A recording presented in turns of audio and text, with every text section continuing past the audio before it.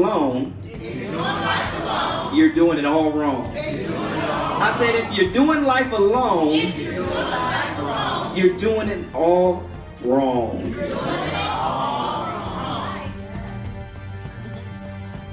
See, we weren't set up. We weren't put on this earth to do life alone.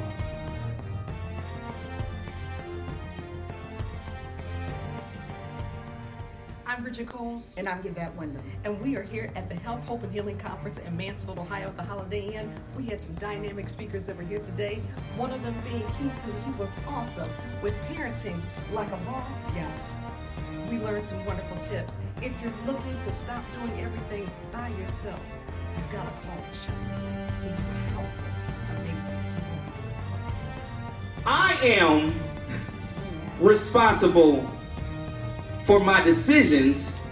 I am responsible for cultivating my purpose. I am responsible for going forward and not backwards. It's on me to create a village. And so with creating a village, you gotta make sure you got the right people. Because if you don't got the right people, your goals, your purpose is as good as it is written down on the paper.